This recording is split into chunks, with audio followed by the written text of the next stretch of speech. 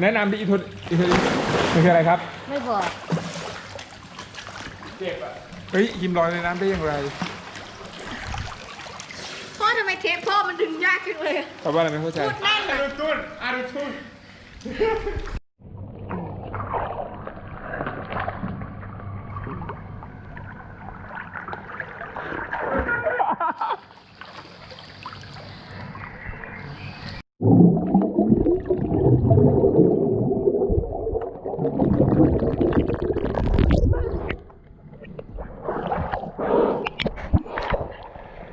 อยู่แล้วเปล่า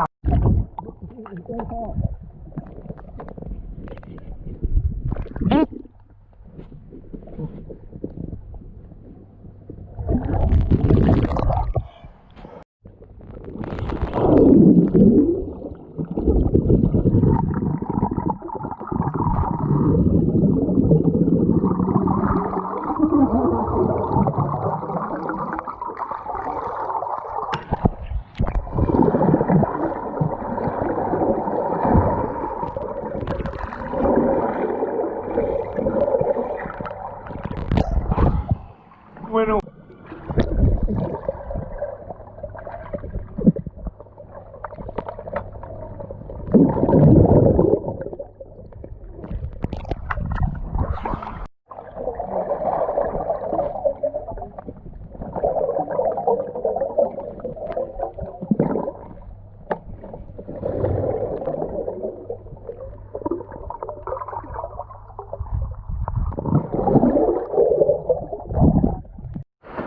อ้าวเหยาะก่อนไม่ได้แล้วเหรอก่อนไม่ได้เหรอกินขึ้นไหวป่ะอันนั้นน่ะไหวลองดูดิปลาวานเอาล็อกประวานเกยตื้นดิลงมามงแม่ไม่มงอ่ะ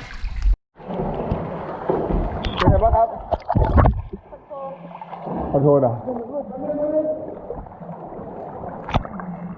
ยังไม่แรงใส่แว่นด้วย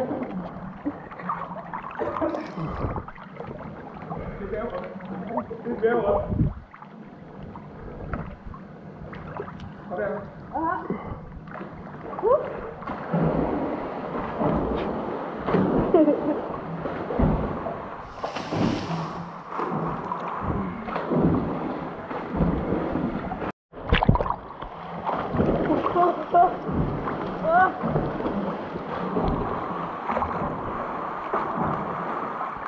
น่าเกลียดเลยตัวอื่นว่ะ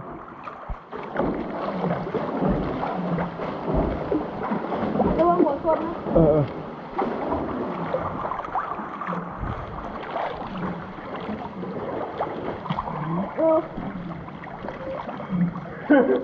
มาลูกค้า